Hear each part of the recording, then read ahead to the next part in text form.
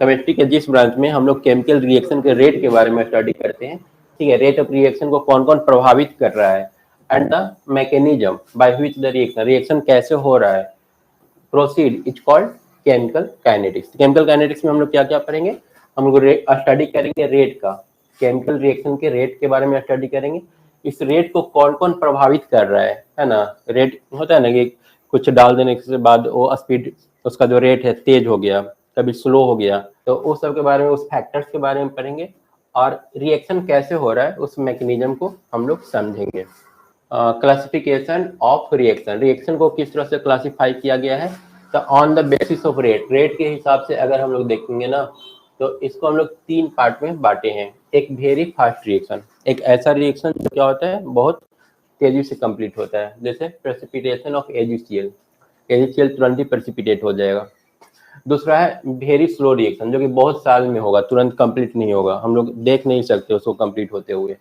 तो ये हो गया रस्टिंग ऑफ आयरन, जो कि 2 महीना 4 महीना में या साल भर में धीरे धीरे कर करके जंग लगता है, तो ये हो गया बहुत स्लो। और एक तो रिएक्शन है जो मॉडरेट टाइम लगता है, मॉडरेट स्पीड वाला, इसका क्या हो गया, हाइड्रोलाइसिस ऑफ स्टार्च, स्टार्च का जो हाइड्रोलाइसिस है उसका रेट क्या होगा, मीडियम होगा। तो 3 तरह से बांट दिए, वेरी फास्ट, वेरी स्लो और मीडियम रेट। उसके बाद है rate of chemical reaction, hydrogen oxygen रखा हुआ है, पानी बन रहा है, तो हम लोग देखेंगे कि कितना जल्दी हाइड्रोजन ऑक्सीजन खत्म हो रहा है ना, रिएक्टेंट कितना फास्ट खत्म हो रहा है, या फिर प्रोडक्ट बन रहा है कितना फास्ट बन रहा है। अगर मान लो कि पानी बहुत तेजी से बन रहा है, हाँ, वो दोनों केमिकल पर, रिएक्टेंट में कौन कौन सा केमिकल यूज हो रहा है उस पर डिपेंड करेगा। या तो हम लोग रिएक्टेंट को देख करके स्टडी करेंगे कि हमारा ये रिएक्टेंट है इतना फास्ट खत्म हो रहा है, या फिर प्रोडक्ट देखेंगे कि वाटर बन रहा है तो कितना फास्ट वाटर बन रहा है, और दोनों को देख करके डिसाइड करेंगे। डेफिनेशन क्या हो जाएगा रेट का, तो रेट का डेफिनेशन यही हो जाएगा कि यूनिट टाइम में तुम्हारा जो रिएक्टेंट है ना वो कितना जल्दी खत्म हो रहा है, या फिर प्रोडक्ट कितना जल्दी फॉर्म हो रहा है। तो कितना, इसमें क्या क्या हम लोग पढ़ने वाले हैं, एवरेज रेट क्या होता है वो पढ़ेंगे, इंस्टेंटेनियस रेट क्या होगा वो पढ़ेंगे, ओवरऑल रेट ऑफ रिएक्शन क्या है वो पढ़ेंगे, और फाइनली लास्ट में पढ़ेंगे unit of rate of reaction. तो सबसे पहले देख लेते हैं एवरेज रेट अगर निकालने के लिए आएगा तो हम लोग कैसे निकालेंगे। The rate of reaction measured over A definite time interval, average का मतलब ये होता है कि एक निश्चित टाइम में, ठीक है ना। अगर हम लोग फिजिक्स में भी एवरेज स्पीड निकालते थे तो हम लोग देखते थे क्या, टोटल डिस्टेंस बटा टोटल टाइम, है ना। टोटल टाइम मान लो कि 2 घंटा लगा, तो 2 घंटा पूरा लेंगे, 4 से 6 बजे तक मान लो कि वो इतना डिस्टेंस कवर किया, 6 में से 4 घटा करके 2 लेते थे। तो यहाँ पर भी वही है, यहाँ पर हम लोग एक टाइम इंटरवल में क्या हो रहा है ना वो चीज हम लोग देखेंगे। तो एवरेज रेट ऑफ रिएक्शन कैसे निकलेगा, decrease in concentration of reactant, reactant का कंसंट्रेशन कितना डिक्रीज किया है बटा टोटल टाइम टेकन, है ना। तो इसको हम लोग लिख सकते हैं minus del R by del T, del T मतलब वही T2 माइनस T1, है ना। कितना समय लगा, अगर मान लो कि 4 बजे से हम लोग रिएक्शन करवाना स्टार्ट किए, बाद में 6 बज गया, तो टोटल 6 माइनस 4, 2 घंटा तक रिएक्शन हुआ है, और उस 2 घंटा में डिक्रीज कितना हुआ कंसंट्रेशन वो हम लोग मेजर कर लेंगे। मान लो कि स्टार्टिंग में वो कितना होगा, 1 लीटर होगा, मान लो 500 ml करके 2 रिएक्टेंट हम लोग डालें, तो टोटल मिला के 500 ml 1 लीटर था। ये इनिशियल वैल्यू हो जाएगा इसका, ठीक है, वॉल्यूम इनिशियल। वॉल्यूम फाइनल मान लो कि एक घटेगा ना, घट करके कितना हो जाएगा, 0.5 लीटर हो गया, है ना। तो डेल आर कैसे निकालोगे, डेल आर निकालोगे भी फाइनल, फाइनल जो वॉल्यूम बचा हुआ है उसमें से हम लोग इनिशियल वाला जो वॉल्यूम है घटा देंगे। तो 0.5 माइनस 1 क्या आ रहा है, माइनस 0.5, है ना। ये निगेटिव आ रहा है, ये ध्यान देना है, निगेटिव ही आएगा ना, क्योंकि घट रहा है रिएक्टेंट ना, ये हमेशा निगेटिव आएगा। ये जब निकालोगे ना डेल, जो तुम्हारा डेल्टा आर है, डेल्टा आर निकालोगे तो हमेशा निगेटिव आएगा, क्योंकि रिएक्टेंट तो घट ही रहा है समय के अनुसार, जैसे जैसे रिएक्शन होगा वो प्रोडक्ट में कन्वर्ट होता जा रहा है। तो इस निगेटिव साइन को हटाने के लिए, क्योंकि हम लोग रेट मेजर कर रहे हैं ना, रेट हमारा पॉजिटिव होना चाहिए, ये निगेटिव नहीं होना चाहिए, तो इस निगेटिव साइन को हटाने के लिए हम लोग यहाँ पर एक माइनस साइन ले लेते हैं। तो हम लोग लिखते हैं minus del R by del T. या फिर हम लोग पढ़े कि प्रोडक्ट का भी हम लोग चेक कर सकते हैं कि फाइनल प्रोडक्ट कितना बना। मान लो कि प्रोडक्ट का लेकर कर रहे हैं, तो प्रोडक्ट इनिशियल मान लो 0 होगा, है ना, और फाइनल प्रोडक्ट जो बना मान लो 1 लीटर बना। तो यहाँ पर चेंज कितना हो रहा है, अगर तुम डेल पी निकालो, चेंज इन प्रोडक्ट, तो 1 माइनस 0, तो ये क्या आ रहा है, पॉजिटिव आ रहा है। तो यहाँ पर हम लोग को निगेटिव साइन देने की जरूरत नहीं है। तो जब तुम del P by del T लिखोगे ना, तो यहाँ पर माइनस साइन देने की जरूरत नहीं है, क्योंकि ये ऑलरेडी पॉजिटिव आएगा ही हम लोग का। उसके बाद सेकंड आते हैं। सेकंड हम लोग का इंस्टेंटेनियस रेट। तो इंस्टेंटेनियस एकदम जस्ट उसी टाइम का देखना होगा। यहाँ पर यूज किया हुआ है at delta T tends to zero, मतलब टी जो है ना एकदम जीरो के काफी करीब है, मतलब एकदम उसी क्षण। हाँ, और यहाँ पर में हम लोग डिफरेंशियल फॉर्म यूज करते हैं या स्मॉल डी यूज करते हैं ना, छोटा वैल्यू के लिए, तुरंत के वैल्यू के लिए। तो यहाँ पर भी आर के साथ निगेटिव साइन देना है और पी के साथ पॉजिटिव साइन। इंस्टेंटेनियस रेट हो गया। उसके बाद final overall rate of reaction.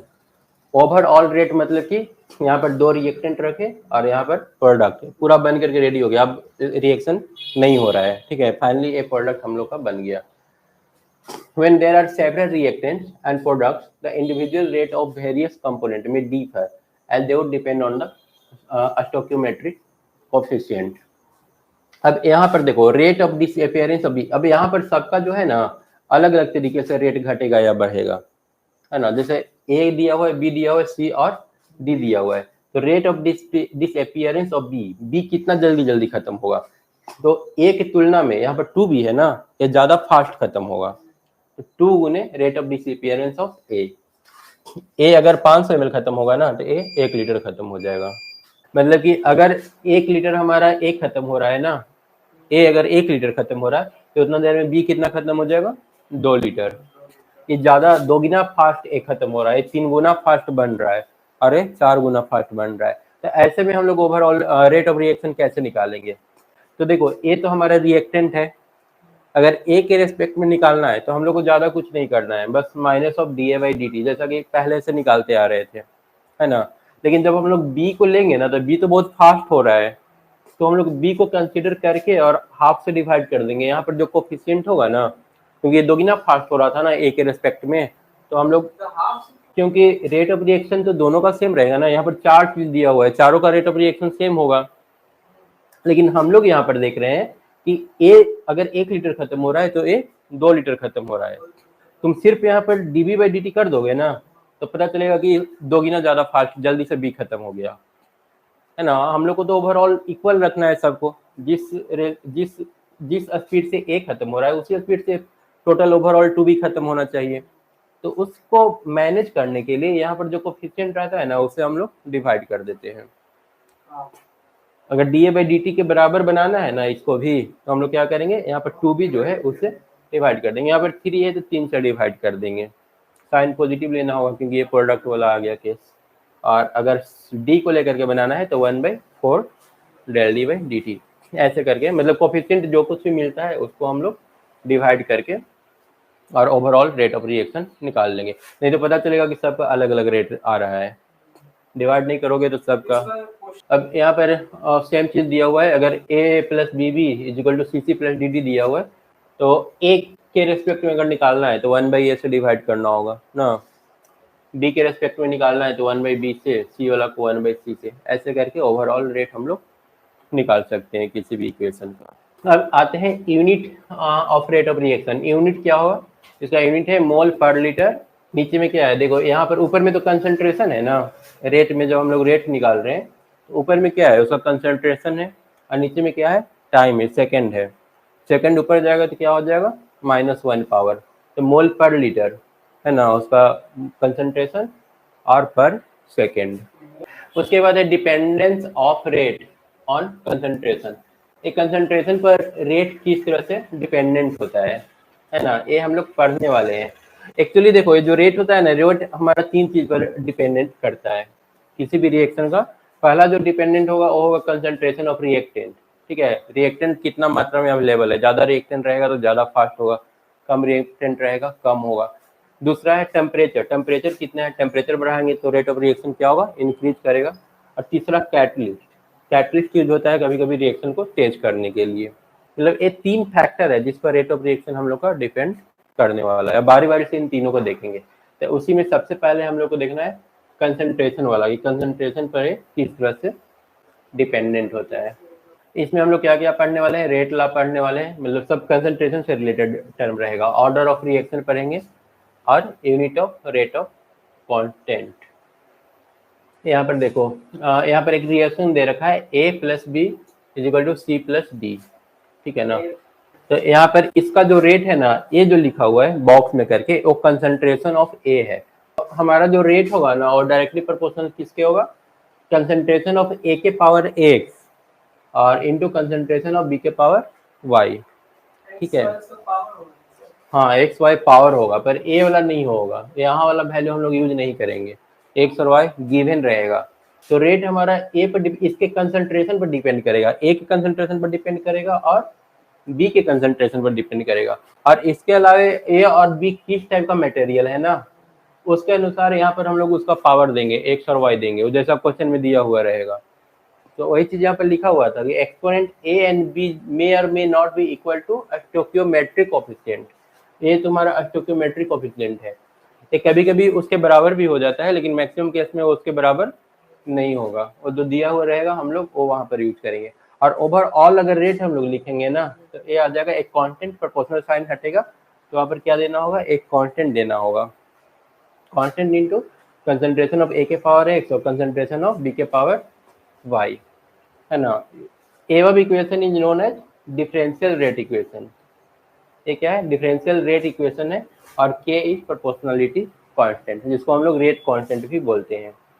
उसके बाद rate law for any reaction can not be predicted by merely looking at the balanced chemical equation. बोल रहा है कि रेट लॉ अगर पता करना है ना, तो हम लोग डायरेक्ट इस वैल्यू को देख करके डिसाइड नहीं कर सकते हैं। देखो ये बोल रहे हैं ना कि रेट जो है ना निकालना होगा ना, तो हम लोग डायरेक्टली ये देख करके कि यहाँ पर 2 है, तो यहाँ पर 2 नहीं दे देंगे, ठीक है ना। यहाँ पर 2 दिया है, बाई चांस कभी कभी मैच कर जाता है, लेकिन ये हमेशा ही नहीं होता है। यहाँ पर देखो एनओ का कितना था, 2 था, वहाँ पर स्टोकियोमेट्रिक कोफिशिएंट अगर इस कोफिशिएंट को देखोगे 2 है, यहाँ पर 2 यूज हो गया है। ऑक्सीजन का कुछ नहीं यूज हुआ, तो बाई चांस किसी किसी में सही हो जाता है, लेकिन फिर ये सब में सही नहीं होगा। ये एक्सपेरिमेंटली निकाला जाता है कि एनओ का क्या होगा, एनओ के लिए यहाँ पर वैल्यू। अब यहाँ पर देखो CCl4 यहाँ पर बिल्कुल मैच नहीं किया है, CCl3 का चलो पावर 1 ले लिया, ठीक है, लेकिन Cl2 का देखो हाफ लेना पड़ा, जबकि हाफ वहाँ था भी नहीं, है ना। यहाँ पर हाफ नहीं दिया हुआ था, बट यहाँ पर हाफ लेना पड़ा। तो ए एक्स और वाई जो है ना, वो पूरी तरह से एक्सपेरिमेंटली वैल्यू पर डिपेंड करता है। उसके बाद है order of rate of reaction. Order किसको बोलते हैं, तो यहाँ पर देखो रेट तो हम लोग सीख ली, के इंटू ए के पावर एक्स और बी के पावर वाई होगा। अब यहाँ पर एक्स प्लस वाई जो होगा ना, वही हमारा ऑर्डर होता है। Sum of this exponent that is की X plus Y give the overall order of reaction, है ना। ओवरऑल अगर ऑर्डर निकालना रहेगा तो हम लोग एक्स और वाई को ऐड कर लेंगे। ऑर्डर अगर निकालना है, हाँ, केमिकल रिएक्शन में ऑर्डर निकालने के लिए सिंपल हम लोग एक्स प्लस वाई को ऐड कर लेंगे, और इसी के आधार पर डिसाइड होगा कि 0 ऑर्डर रिएक्शन है कि फर्स्ट ऑर्डर है कि सेकंड ऑर्डर है कि थर्ड ऑर्डर है, ठीक है। ये सब बारी बारी से पढ़ना है, और सबका अलग अलग फार्मूला है। अब यहाँ पर देखो यूनिट ऑफ रेट कांस्टेंट, के का यूनिट कैसे निकालेंगे, तो रेट का तो फार्मूला हम लोग पढ़ेंगे के इंटू ए के पावर एक्स और बी के पावर वाई होता है। तो यहाँ से के निकालेंगे तो रेट बटा ए के पावर एक्स और बी के पावर वाई। अब यहाँ पर ए हो जाएगा, रेट को हम लोग कंसंट्रेशन, रेट मतलब क्या, कंसंट्रेशन डिवाइडेड बाय टाइम, ठीक है ना। रेट वैसे ही निकाल रहे थे ना, D A by D T करके, कंसंट्रेशन बाय टाइम हो गया, और ए और बी क्या हो गया, ए दोनों कंसंट्रेशन हो गया। तो एक कंसंट्रेशन के पावर एन आ जाएगा, एक्स प्लस वाई मान लो जितना है, 5 है, 10 है, 6 है, तो यहाँ पर 5, 10, 6 ये सारा लिखा जाएगा, है ना। अब यहाँ पर 0 ऑर्डर रिएक्शन के लिए यहाँ पर पावर क्या हो जाएगा, 0। हाँ, मेन हम लोग को ये 3 ही पढ़ना है डीपली में आगे चल करके। तो अगर 0 ऑर्डर कर रहे हो ना, तो यहाँ पर पावर 0, यहाँ पर देखो 0 वाला कंसंट्रेशन वही था ना, एन। 1 वाला के लिए यहाँ पर 1 होगा, तो इसका 0 करोगे तो तुम्हारा मोल पर लीटर पर सेकंड आ जाएगा ओवरऑल सॉल्व करके, क्योंकि ये पूरा 1 हो गया, फिर आ गया सिर्फ मोल पर लीटर पर सेकंड। अगर 1 लोगे फर्स्ट ऑर्डर, तो यहाँ पर पावर फिर 1 आएगा यहाँ पर, फिर इन दोनों को सॉल्व करो, मोल से मोल कैंसिल हो जाएगा, है ना। अब पर लीटर भी कैंसिल होगा, सिर्फ पर सेकंड बचेगा। तो फर्स्ट ऑर्डर रिएक्शन के लिए हमारा पर सेकंड रहेगा रेट, सेकंड ऑर्डर रिएक्शन के लिए यहाँ पर पावर 2 हो जाएगा, सॉल्व करोगे तो पर मोल लीटर पर सेकंड आ रहा है ना, पर सेकंड। तो ये सब हो गया रेट कांस्टेंट का, के का यूनिट सब में। अब इंटीग्रेटेड रीड इक्वेशन, अब देखो इसमें हम लोग को पढ़ना है सबसे पहले जीरो ऑर्डर रिएक्शन पढ़ेंगे जिसमें पावर ऊपर जीरो आएगा, पहले ए पढ़ेंगे, उसके बाद फर्स्ट ऑर्डर पढ़ेंगे। और फर्स्ट ऑर्डर थोड़ा सा ज़्यादा पढ़ना है, इसमें कुछ नया नया टर्म आ जाएगा, हाफ लाइफ ऑफ रिएक्शन आ जाएगा, स्यूडो फर्स्ट ऑर्डर रिएक्शन आ जाएगा, वो सब हम लोग देखेंगे। और उसके बाद practical analysis of first order, उसके बाद practical determining rate of order of reaction. Rate of the reaction is proportional to power of the concentration of reactants. Rate of reaction is proportional to the zero power, है ना, यहाँ पर zero power दिया हुआ है ना concentration का, तो जब जीरो पावर दे रहे हैं तो ये वाला पूरा ओवरऑल 1 हो जाएगा, तो सिर्फ k बच जाएगा, तो तुम्हारा रेट ऑफ रिएक्शन जो होगा ना, और डायरेक्टली वो इक्वल हो जाएगा प्रोपोर्शनलिटी कांस्टेंट के बराबर। यहाँ पर अगर हम लोग रेट और टाइम के बीच में ग्राफ ड्रॉ करते हैं, तो रेट dA/dt जो है वो तो कांस्टेंट है k, है ना, टाइम कितना भी बढ़ा लो कोई फर्क पड़ने वाला नहीं है, ये हमेशा कांस्टेंट ही रहेगा। तो dA/dt एक सीधा स्ट्रेट लाइन आ गया है, 5 सेकंड 10 सेकंड किसी भी टाइम पर लेंगे ना तो एक k का k ही रहेगा। इसको निकालने का तरीका क्या है, तो निकालने के लिए देखो पहले तो -dR/dt, रिएक्टेंट के पहले माइनस साइन लगाते हैं, तो रेट के लिए हम लोग यहाँ पर -dR/dt यूज किए, जो कि रेट का फॉर्मूला होता है is equal to k into जो तुम्हारा कंसंट्रेशन है रिएक्टेंट्स का, उसके ऊपर पावर कितना, जीरो, क्योंकि जीरो ऑर्डर पढ़ रहे हैं, जीरो ऑर्डर का हम लोग रिएक्टेंट है। तो यहाँ से अगर हम लोग इसको 1 लिख देते हैं तो आ जाएगा dR/dt, यहाँ से एक तुम्हारा आ रहा है dR is equal to k dt, वही तो लिखा हुआ है ना, dR is equal to k dt, dt नीचे है ना, तो नीचे है तो मल्टीप्लाई होकर इधर आ जाएगा ना, dR/dt तुम्हारा था k इंटू r का पावर 0 इक्वल टू k/1, तो यहाँ से इधर आकर मल्टीप्लाई हो जाएगा ना। अब इसको इंटीग्रेट कर दो both side, both side integrate करेंगे तो d और इंटीग्रेशन दोनों खत्म, सिर्फ r बचेगा। Concentration of reactant is equal to -kT upper plus integral constant, है ना, एक c जोड़ते हैं ना इंटीग्रेशन में, i क्या है, कांस्टेंट ऑफ इंटीग्रेशन।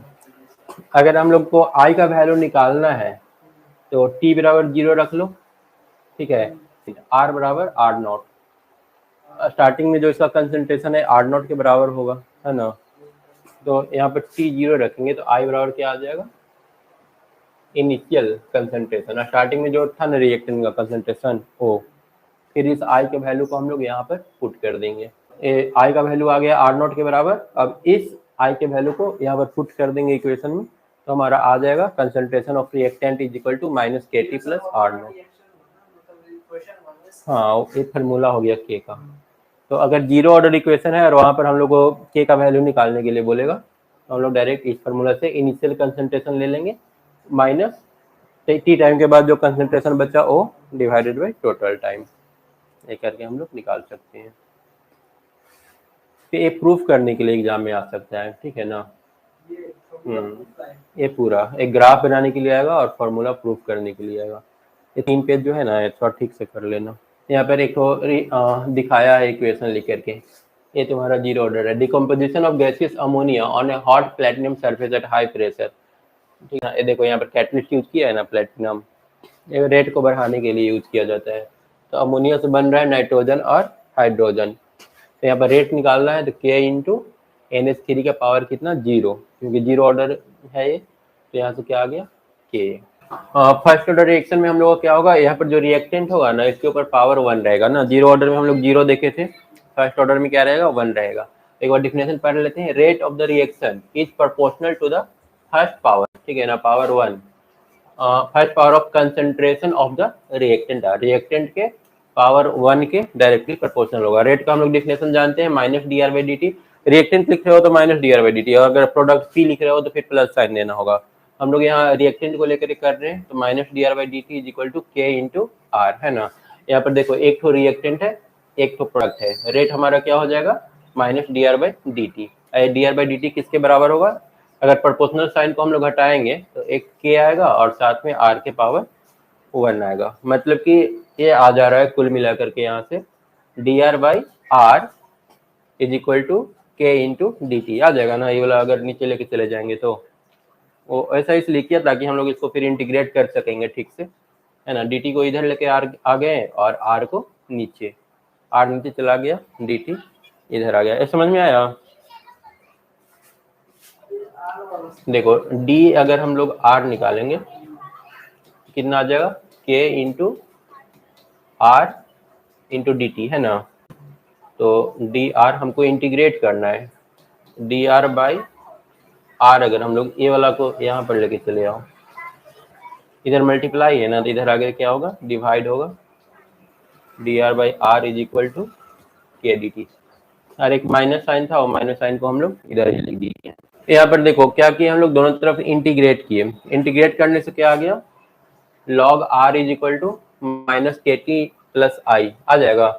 यहाँ पर अगर डी आर बाई आर को इंटीग्रेट करोगे, डी आर बाई आर को अगर इंटीग्रेट करोगे तो यहाँ पर लॉग आर आएगा, log are is equal to minus k into t plus I, d t का तो टी हो जाएगा, और प्लस एक इंटीग्रेशन कांस्टेंट के या आई जो कुछ भी है उसको हम लोग रख सकते हैं। यहाँ पर log are is equal to minus के टी प्लस आई, है ना, आई हमारा कांस्टेंट हो गया। अब हम लोग अगला स्टेप में क्या करते थे, सेम वही स्टेप है जो हम लोग जीरो ऑर्डर में किए थे।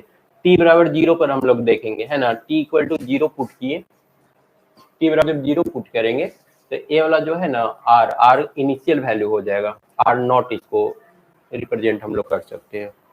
जीरो टाइम पर रिएक्टेंट जो है ना वो मैक्सिमम होगा, इसको हम लोग आर जीरो लिखेंगे। तो अगर टी बराबर पे जीरो लिख रहे हैं तो यहाँ पर टी के जगह पर क्या पुट करेंगे, जीरो, माइनस के जैसे था वैसे ही, आई जैसे था वैसे ही, और यहाँ पर आर की जगह पर आर नॉट, क्योंकि इनिशियल जो आर का वैल्यू है ना वो वाला हम लोग रखेंगे। फिर अब यहाँ पर इसको सॉल्व करके और आई का वैल्यू निकाल लो, आई का वैल्यू कितना आ गया, लॉग आर नॉट। सॉल्व करेंगे तो ये पूरा पार्ट जीरो हो जाएगा ना, तो log are naught is equal to I. अब इस आई के वैल्यू को हम लोग यहाँ पर इसमें पुट कर देंगे, तो आ जाएगा log are is equal to minus के T plus log are naught. ठीक है, ये हम लोग का एक इक्वेशन बन के तैयार हो गया। अब इसको हम लोग थोड़ा सा रीअरेंज कर लेते हैं, मतलब प्रूफ करना बहुत आसान है, ठीक है ना। तो इसको रीअरेंज किया है, ये जो देखो यहाँ पर लॉग था ना, लॉग को अगर उस तरफ लेकर के जाएंगे ना तो ये कितना आ जाएगा, log are minus log are not. और जब दोनों लॉग का डिफरेंस है तो उसको डिवाइड में हम लोग कन्वर्ट कर सकते हैं, होता है ना, लॉग अगर ए माइनस में हो जाएगा ना, तो यहाँ पर log R by log are not कर लिए, इतना इज इक्वल टू कितना, माइनस के इंटू टी। के टी था तुम्हारा यहाँ पर के टी था, माइनस के टी वो बच गया है, यहाँ पर वो माइनस के टी लिखा हुआ है। अब यहाँ से अगर के का वैल्यू हम लोग निकाल लेंगे तो minus one by t log are not by r, ये हम लोग का के का फार्मूला बन करके रेडी हो गया। ठीक है ना, रेट कांस्टेंट अगर निकालना होगा तो हम लोग इस फार्मूला से निकाल लेंगे। अब यहीं से अगर तुमको टी हाफ निकालने के लिए दे दिया तो टी हाफ भी निकाल सकते हैं। टी हाफ में रिएक्टेंट जो है आर नॉट बाई टू हो जाएगा, आधा हो जाएगा, टाइम कितना हो जाएगा, टी की जगह पर टी बाई टू हो जाएगा ना। एट यहाँ पर जो निकाला हुआ है ना टी वन और टी टू पर, अगर मान लो कि तुम्हारे क्वेश्चन में दे रखा है कि टी वन टाइम पर रिएक्टेंट इतना है 250 ग्राम है, टी टू टाइम पर रिएक्टेंट 100 ग्राम है, तो उस केस में रेट कांस्टेंट कैसे निकालोगे। तो अगर T1 टाइम पर हम लोग का जो इक्वेशन बनेगा ना, T1 अगर यहाँ पर लेते हैं तो ए R1, T1 टाइम पर R1 का वैल्यू तुम्हारा दिया हुआ रहेगा, और T2 टाइम पे निकालेंगे तो ये R1 क्या R2 में कन्वर्ट हो जाएगा, है ना। हाँ करना पड़ेगा, अगर T2 टाइम पे ले रहे हो ना तो, या फिर क्वेश्चन भी दिया रहेगा तो वहां पर बताएगा कि T2 टाइम में मतलब कि 20 मिनट बाद, 10 मिनट पर इतना था, उसके 10 मिनट बाद या 20 मिनट पर ये जो है ना 250 ग्राम से 100 ग्राम हो गया, तो 100 ग्राम हो गया तो वही तुम्हारा R2 दे दिया है ना। फिर टाइम यहाँ पर T2 ले लोगे और लॉग आर नॉट, तो लॉग आर नॉट ही रहेगा इनिशियल जो वैल्यू था। अब क्या कर लेंगे, इन दोनों का डिफरेंस ले लेंगे, तो डिफरेंस ले लेंगे तो फाइनल इतना आएगा, सारा कुछ कट उट करके ये R1 माइनस R2 हो गया, के T1 में से के T2 घटाएंगे तो ये रह जाएगा, लॉग आर नॉट कैंसिल हो जाएगा ना घटाने पर। ठीक है, हो जाएगा, घटा लोगे ना। यहाँ से आगे log R1 by R2 is equal to k into T2 minus T1, तो के का वैल्यू अगर निकालेंगे तो 1 by T2 minus T1 log R1 by R2। तो एक फार्मूला कब यूज करेंगे, अगर तुम्हारा वही दिया हुआ है कि मतलब 10 मिनट पर रिएक्टेंट का वैल्यू 100 ग्राम है, 20 मिनट पर हो गया 50 ग्राम, है ना। अगर बीच से क्वेश्चन उठा के देता है ना तो फिर वहां पर एक फार्मूला यूज करेंगे, और नहीं तो फिर हम लोग ये वाला ही यूज करेंगे अगर इनिशियल और फाइनल। हम लोग का के का दो फार्मूला आ गया फर्स्ट ऑर्डर में, एक फार्मूला था जीरो ऑर्डर में। अब यहाँ पर दिया है कंपेयरिंग इक्वेशन 2 विथ y बराबर mx प्लस सी। ठीक है, और इक्वेशन 2 देख लो कहाँ पर दे रखा है। इक्वेशन 2 हम लोग का ए वाला है, log r is equal to minus के T plus log are naught. तो इसी को एक कंपेयर किया है y बराबर एम एक्स प्लस सी से। स्ट्रेट लाइन का इक्वेशन होता है y बराबर एम एक्स प्लस सी। ग्राफ ड्रॉ करने के लिए हम लोग इसके साथ कंपेयर करके बनाते हैं ना, तो ग्राफ ड्रॉ करना हम लोग का इजी हो जाता है। तो यहाँ y के जगह पर ये लोग log r को मान लिया है और x के जगह किसको मान लिया है, t को, है ना। ये वाला तुम्हारा हो गया y और ये वाला x के जगह क्या हो गया t, है ना। तब हम लोग का ग्राफ इस तरह से प्लॉट हो जाएगा log r, और यहाँ पर क्या t रखोगे ना। पहले देखोगे t बराबर 0 पर क्या आ रहा है, t अगर तुम 0 करते हो तो log r का वैल्यू कितना आ रहा है, log r नॉट, मतलब इनिशियल वैल्यू कुछ ऐसा रहा होगा। उसके बाद कुछ देर बाद जैसे जैसे टाइम का वैल्यू बढ़ाओगे ना, टाइम का वैल्यू अगर हम लोग बढ़ाते हैं तो ये ओवरऑल क्या होगा, घटेगा, है ना। t के जगह पर मान लो कि 1 रखोगे तो इसमें से माइनस के फिर घटाना पड़ेगा, है ना। तो वो घट रहा है, या फिर अगर इस तरह से भी करते हो ना, y बराबर एम एक्स प्लस सी, तो c के जगह पर तो चलो a वाला आ गया, है ना। ये तो x हो गया एक्सिस के लिए, m तुम्हारा स्लोप हो गया, माइनस के तुम्हारा यहाँ पर क्या है, स्लोप है। तो स्लोप अगर निगेटिव होता है ना, तो तुम्हारा लाइन पॉजिटिव होता है तो इस तरह से भागता है लाइन, और निगेटिव होता है तो इस तरह से भागता है। तो ये तुम्हारा ग्राफ हो गया log r is equal to minus के टी प्लस लॉग आर का। यहाँ पे log r1 बाई r2 ये एल के टर्म में लिखा हुआ है। ठीक है, इसका बेस क्या है, ई, एल एन लिखा हुआ है मतलब उसका बेस ई है, लॉग है पर उसका बेस क्या है, ई है। अभी अगर 10 बेस पर इसको लाना है ना, तो ये वैल्यू हम लोग को पुट करना पड़ेगा 2.303।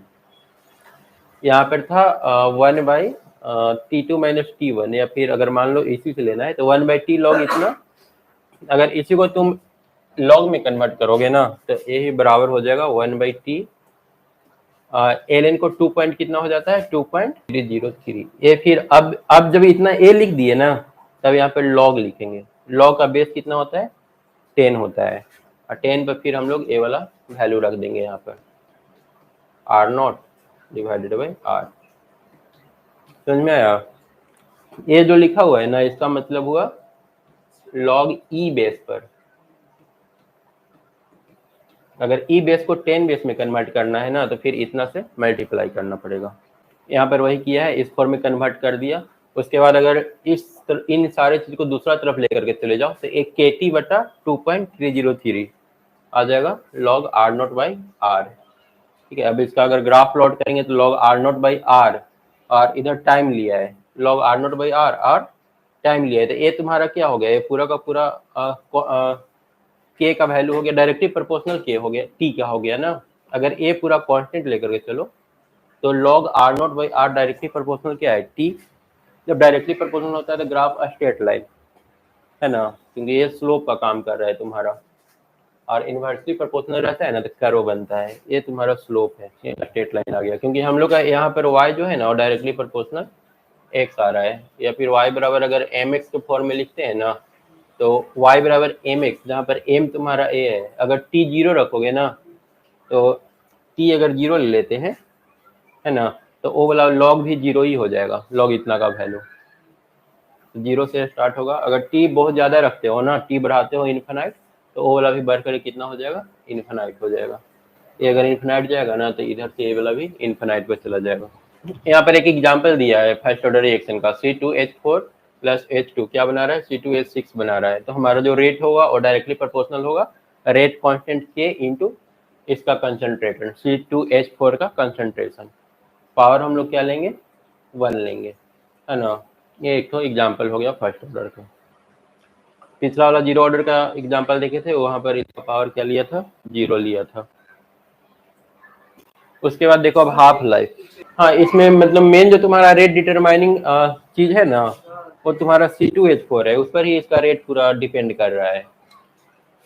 हम लोग इसमें से H2 के साथ भी रिएक्शन कर रहा है, पर इसमें जो मेन रेट डिटरमाइनिंग फैक्टर होता है ना, उसको लेकर के हम लोग सॉल्व करते हैं। तो यहाँ पर C2H4 मेन है, जो जिसका मतलब रेट को डिटरमाइन करने वाला मेन जो यहाँ पर मटेरियल है ना, वो C2H4 है, इसलिए यहाँ पर C2H4 को लेकर के हम लोग कर रहे हैं। ये दूसरा एग्जांपल दिया है, decomposition of N2O5 and N2O। ये सारा भी तुम्हारा इसका एग्जांपल हो जाएगा फर्स्ट ऑर्डर का। पहला एग्जांपल है, दूसरा एग्जांपल है दिया है। अब उसके बाद हाफ लाइफ निकालना है। हाफ लाइफ निकालने का मतलब कि वो जो रेट है ना, मतलब कंसंट्रेशन जो है ना उसका स्टार्टिंग में जितना था ना उसका आधा हो जाएगा। The half life of a reaction is the time in which the concentration of a reactant is reduced to one half of the initial concentration. ठीक है ना, वह टाइम जितना में वो 1 लीटर से आधा लीटर में कन्वर्ट हो जा रहा है, या आधा लीटर से 250 ग्राम में कन्वर्ट हो रहा है। जितना देर में आधा में कन्वर्ट हो जाएगा वही उसका हाफ लाइफ टाइम होगा, मतलब हाफ कितना देर में हो रहा है। For a zero order reaction rate constant is given by equation. अब फॉर जीरो ऑर्डर के लिए देखो हम लोग टी हाफ निकालेंगे। यहाँ पर देखो टी हाफ अगर हम लोग निकालेंगे, जो हम लोग का रेट ऑफ रिएक्शन था जीरो ऑर्डर के लिए, जीरो ऑर्डर में के का जो वैल्यू था वो आया था R0 minus R by T. एक बार देख लो तो जीरो ऑर्डर में ये आता है। अब जब हम लोग को टी हाफ निकालना है तो ये जो R है ना, ये देखो ये R0 तो इनिशियल कंसंट्रेशन है, रिएक्शन स्टार्ट था उस समय। टी हाफ में R कन्वर्ट हो जाएगा R0 2 में, और ये जो T है वो कन्वर्ट हो जाएगा T बाई 2 में, है ना। ए हम लोग टी हाफ निकाल रहे हैं, टी को क्या लिखेंगे, T1/2, टी हाफ रिप्रेजेंट करने का तरीका। और ये जो रिएक्टेंट था इनिशियल स्टार्टिंग में R0 था, जब टी हाफ निकाल रहे हैं ना तो कुछ समय के बाद ये R0/2 में कन्वर्ट हो जाएगा, आधा हो जाएगा, है ना। इसका जो वैल्यू है ये वाला R0/2 इनिशियल जो कंसंट्रेशन था ना उसका आधा हो जाएगा। तो चलो हम लोग वैल्यू रख देते हैं, एट टी बराबर टी हाफ R बराबर R0/2। अब इसमें अगर रखेंगे तो R0 तो R0 ही रहेगा और ए हो जाएगा R0/2, और टी कन्वर्ट हो जाएगा टी हाफ में। तो यहाँ से टी हाफ अगर निकालेंगे हम लोग यहाँ से, तो के इंटू टी हाफ लिख सकते हैं, K into T half is equal to A वाला ना, घटाओ ना, R0 में से R0/2 घटाओ तो कितना बच जाएगा, R0/2 बच जाएगा ना। पूरा में से आधा घटा देंगे तो आधा बचेगा। अब यहाँ से टी हाफ निकालो तो यहाँ पर एक के आ जाएगा, है ना। अगर टी हाफ निकालोगे तो के यहाँ पर आ जाएगा, तो ये बन गया R0/2 के। ठीक है, टी हाफ अगर जीरो ऑर्डर का निकालना होगा तो फार्मूला क्या हो जाएगा, R0/। अब फर्स्ट ऑर्डर रिएक्शन के लिए हम लोग क्या फार्मूला अभी निकाले, के बराबर 2.303/t log R0। अभी फार्मूला हम लोग ड्राइव किए फर्स्ट ऑर्डर के लिए। अब जब हम लोग टी हाफ निकालेंगे तो R को R0/2 रखना होगा और T को T/2 से रिप्लेस करना पड़ेगा ना। R को R0/2 से, ये जो R है ना तुम्हारा T टाइम पर कंसंट्रेशन है। अगर हम लोग टी हाफ लिख रहे हैं ना तो ये आधा हो जाएगा, इनिशियल जो वैल्यू था ना उसका आधा हो जाएगा। इनिशियल वैल्यू R0 था, उसका आधा हो गया R0/2। अब इन दोनों वैल्यू को रखेंगे यहाँ पर, तो देखो T को T/2 से रिप्लेस किया और R को यहाँ पर R0 होगा ना, R0/2 से रिप्लेस करेंगे। तो इसको सॉल्व कर लो, तो सॉल्व करोगे तो R0 कैंसिल होगा और 2 ऊपर चला जाएगा, log 2, 2.003/k log 2 ना। अब log 2 का यहाँ पर वैल्यू रख दिया है, मल्टीप्लाई कर लो तो हम लोग का टी हाफ का फाइनल वैल्यू आ जाएगा 0.693/k। देखो फर्स्ट ऑर्डर के बाद हम लोग को करना था pseudo first order reaction. Pseudo मतलब नाम से पता चल रहा है, देखने में लगेगा कुछ और, बट एक्चुअल में वो होगा क्या, फर्स्ट ऑर्डर का होगा। देखने में लगेगा कि सेकेंड ऑर्डर है या फिर थर्ड ऑर्डर है, पर डिटेल में अंदर घुसेंगे ना तो पता चलेगा कि वो फर्स्ट ऑर्डर का ही था। यहाँ पर दिया है reaction which are not truly of the first order but under certain condition become reaction of the first order. बोल रहा है कि देखने में reaction which are not truly of the first order, real में फर्स्ट ऑर्डर का नहीं होगा बट अंडर सर्टेन कंडीशन, लेकिन कुछ कंडीशन को अगर लेकर के चलेंगे ना तो ये फर्स्ट ऑर्डर जैसा ही हो जाएगा। यहाँ पर देखो ये रिएक्शन हो रहा है CH3COOH2H5, यहाँ पर एक ठो और दो रिएक्टेंट है। अगर दोनों का कंसंट्रेशन लेकर के चलेंगे ना तो पता चलेगा कि पावर 2 हो गया है। ठीक है, हो जाएगा ये तुम्हारा सेकेंड ऑर्डर जैसा। The concentration of water does not gate Altered much during the course of the reaction. अब यहाँ पे जो रिएक्शन हो रहा है ना इसमें H2O का जो क्वांटिटी है ना वो बहुत ज्यादा कुछ इफेक्ट डाल नहीं रहा है, वो घट ही नहीं रहा है, वो जितना है उतना ही है, वो चेंज नहीं हो रहा है। So in the rate equation the term H2O can be taken as a constant. तो हम लोग इस H2O को क्या कर लेंगे, कांस्टेंट एज्यूम करके चलेंगे, मान करके चलेंगे। हाँ H2O को, जैसे यहाँ पर 2 ठो था ना, लग रहा था कि जब हम लोग रिएक्शन लिखेंगे ना, के तो एक तो रहता है ये पहले से ही, है ना। अगर हम लोग फार्मूला देखेंगे तो फार्मूला में एक रेट कांस्टेंट होता है और उसके बाद रिएक्टेंट लिखा जाता है, ठीक है। और रिएक्टेंट जितना सारा रहेगा उसका पावर ऐड होगा। मान लो कि इसका कंसंट्रेशन C है, इसका कंसंट्रेशन C है, सुनो ना बता रहे, वो भी बता रहे। तो यहाँ पर देखने से ऐसा लग रहा है कि के तो हो ही गया, अब इसका पावर 1, इसके कंसंट्रेशन का पावर 1, इसके कंसंट्रेशन का पावर 1, टोटल कितना हो गया, कंसंट्रेशन का पावर 2। तो लग रहा है कि सेकंड ऑर्डर है, पर एक्चुअल में H2O जो है ना, यहाँ पर चेंज कर ही नहीं रहा है, यहाँ पर जितना है उतना फिक्स है, ये रिएक्शन में पार्टिसिपेट कर ही नहीं रहा है, ठीक है। मतलब रिएक्शन हो रहा है लेकिन इसका वैल्यू न घट रहा है न बढ़ रहा है, ठीक है, वो फिक्स्ड है। तो फिक्स है तो ये एक कांस्टेंट की तरह बिहेव करेगा, है ना। के और H2O दोनों मिल करके उसको हम के डैश से रिप्लेस कर सकते हैं। इन दोनों को एक साथ हम लोग हटा करके वहां पर क्या लिख सकते हैं, के डैश। और जब उसको रिप्लेस करके के डैश लिख लेंगे ना, तो ये तुम्हारा जो रेट है ना वो बच जाएगा। सिर्फ यहाँ पर नहीं लिखा हुआ है, सिर्फ ए वाला बचेगा। इसको देखो, शायद नेक्स्ट स्लाइड में लिखा हुआ हो, नहीं लिखा हुआ है ना। यहाँ पर क्या हो जाएगा, ए हो जाएगा इज इक्वल टू के डैश CH3 COO C2H5, इस टाइप का। तो ये हमारा क्या हो गया, फर्स्ट ऑर्डर रिएक्शन हो गया। बस के को हम लोग रिप्लेस कर दिए के डैश से, है ना। के डैश ही रहेगा, हाँ नीचे भी के डैश होगा। यहाँ पर है केन शुगर, H2O के साथ रिएक्शन किया, ए बनाया। अब ए जो है बहुत ज्यादा, इसका कोई वॉल्यूम जो है ना, इसका जो मात्रा है वो घट बढ़ नहीं रहा है। तो हम लोग का जो रिएक्शन है ओवरऑल सिर्फ इस पर डिपेंडेंट है, इसके पावर 1 पर, है ना। इसको के डैश से रिप्लेस कर दो तो ये हमारा क्या हो गया, फर्स्ट ऑर्डर रिएक्शन हो गया, ठीक है। यही होता है स्यूडो फर्स्ट ऑर्डर रिएक्शन। देखने में बहुत कुछ दिखेगा पर एक्चुअल में वो जो रिएक्शन है ना किसी एक के कंसंट्रेशन पर डिपेंडेंट होगा। तो देखने में लग रहा है कि ज्यादा ऑर्डर का है पर रियल में वो होता है फर्स्ट ऑर्डर का। अब यहाँ पर दिया practical analysis of first order reaction. इसमें सबसे पहले 2-3 केसेस में हम लोग करेंगे। केस 1 है, in gaseous phase reaction we refer to measure the, यहाँ पर जो रिएक्शन है ना, ये तुम्हारा गैस है और एक गैस ब्रेक होने के बाद 2 नया गैस बना रहा है ना। एक गैस है, रिएक्शन करने के बाद 2 नया गैस फॉर्म कर रहा है, ठीक है। अब यहाँ पर जो हम लोग ऑर्डर ले रहे हैं ना, वो डिपेंड करता है यहाँ पर किस टाइप का क्वांटिटी है, ठीक है ना। यहाँ पर हो सकता है कि सॉलिड हो, एक सॉलिड हो और यहाँ पर प्रोडक्ट में एक सॉलिड बना रहा हो और दूसरा गैस बना रहा हो, है ना। तो इस केस में जो हमारा रिएक्शन का रेट रहेगा ना, वो डिपेंड करेगा गैस के प्रेशर पर, ठीक है। गैस का या तो प्रेशर लेंगे गैस का या फिर वॉल्यूम लेंगे। तो पहले ए वाला देखो, अगर एक गैस है, ठीक है, तो अगर इसका 1 मोल कम होगा, ठीक है ना, तो इसका 1 मोल बनेगा, है ना। अगर मान लो कि स्टार्टिंग में प्रेशर PI है ना, इधर इसका कोई प्रेशर नहीं क्योंकि ये अभी बना ही नहीं है। जब ये बन जाएगा, मान लो कि इसका 1 मोल घट गया, तो 1 मोल घट करके 1 ATM ए बनाया, 1 ATM ए बनाया, तो अब ओवरऑल जो प्रेशर होगा ना, वो हो जाएगा इन तीनों के सम के बराबर, है ना। लेकिन वही अगर हम लोग सॉलिड ले लेते हैं तो यहाँ से अगर PI माइनस एक्स होता है, ठीक है, PI इसका इनिशियल प्रेशर है, 1 मोल अगर घटता है, ठीक है, अब पहले तो घटेगा नहीं क्योंकि ये तो तुम्हारा सॉलिड है ना। यहाँ पर जो प्रेशर बनेगा ना बाद में, इनिशियल प्रेशर तो यहाँ पर 0 होगा, है ना, क्योंकि ये पूरी तरह से सॉलिड है। और रिएक्शन होने के बाद ये जो है तुम्हारा कन्वर्ट होगा गैस में, तो सिर्फ एक गैस की वजह से प्रेशर बनेगा। अब प्रेशर हम लोग पढ़ेंगे, प्रेशर अगर घटता है या बढ़ता है तो रेट ऑफ रिएक्शन पर इफेक्ट पड़ता है ना। तो अगर यहाँ पर प्रेशर बढ़ा तो बाद में रिएक्शन क्या हो जाएगा, तेज हो जाएगा। लेकिन यहाँ पर हम लोग देख रहे हैं ना कि यहाँ पर तीनों गैस है, इसलिए रिएक्शन ज्यादा तेज होगा, यहाँ पर रिएक्शन थोड़ा कम तेज होगा। तो हम लोग 2 केस लेकर के चलेंगे, एक गैस वाला और एक सॉलिड वाला लेकर के चलेंगे जिसमें एक गैस बन रहा है। तो दोनों केस में हम लोग को कैसे सॉल्व करना है उसको समझना है। तो पहले देखो, हम लोग गैस वाला लेकर के चलते हैं। गैस वाला में स्टार्टिंग में मान लो यहाँ पर प्रेशर PI रहा, ठीक है, 0 ATM इन दोनों का है।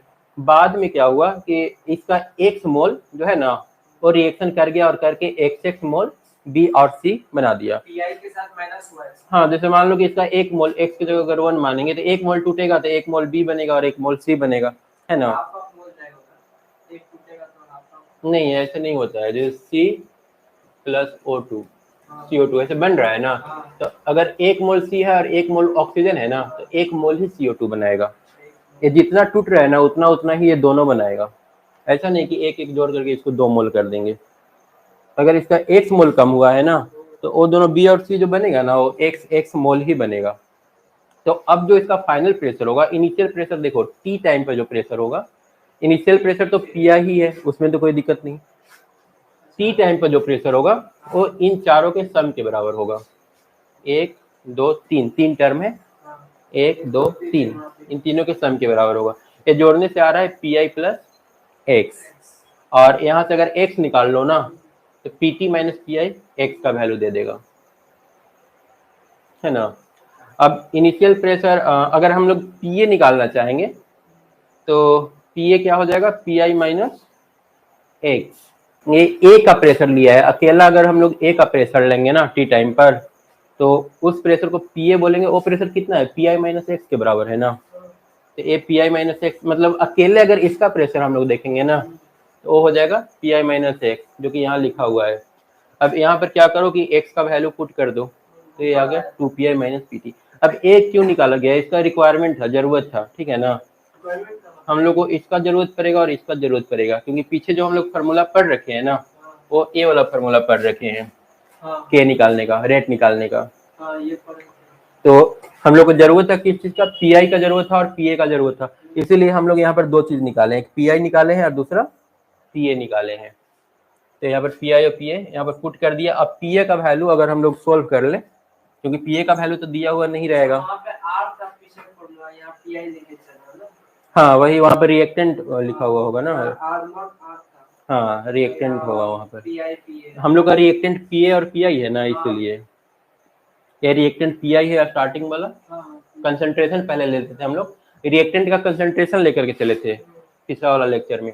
तो वहाँ पर, यहाँ पर तो कंसंट्रेशन नहीं लेना है हम लोग को, या तो प्रेशर लेना है या वॉल्यूम लेना है। तो वही इनिशियल बटा फाइनल, इनिशियल PI, उसमें भी वही होगा, इनिशियल ऊपर में R0 होगा, ऊपर में R0 और नीचे R। तो यहाँ पर हम लोग R0 की जगह PI लेंगे और R की जगह PA लेंगे, और वहाँ पर PI और PA का फिर फाइनली वैल्यू पुट कर देंगे, तो ये हम लोग का आ जाएगा। तो एक तरीका है निकालने का, अगर गैस से गैस बन रहा है तो।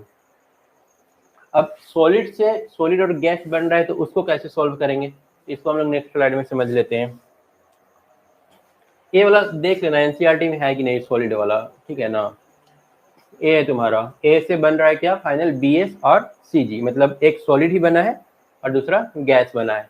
जीरो टाइम में T बराबर 0 पर देखो, अगर इनिशियल टाइम में हम लोग देखेंगे तो ए का प्रेशर क्या होगा, 0 होगा, क्योंकि वो तो सॉलिड है। हाँ ए प्रेशर, ए सॉलिड है ना, तो 0, और बाद में भी 0। लेकिन T टाइम पर देखेंगे ना, तो T टाइम पर ये जो प्रेशर है ना गैस का, वो कुछ ना कुछ आ जाएगा PT, और इन्फिनाइट टाइम पर प्रेशर क्या रहेगा, P इन्फिनिटी। ठीक है, स्टार्टिंग में प्रेशर 0, थोड़ा देर के बाद प्रेशर PT इस गैस की वजह से, और इन्फिनाइट टाइम में देखेंगे तो P इन्फिनिटी। अब यहाँ पर देखो T बराबर 0 पर A का कंसंट्रेशन A लिया गया है, स्टार्टिंग कंसंट्रेशन, इन दोनों का कंसंट्रेशन 0 होगा। उसके बाद T टाइम पर देखेंगे तो इसका X पार्ट जो है वो B और C बन गया होगा, X मोल रिएक्शन करके B और C बनाया होगा, तो B का इतना मोल और C का इतना मोल।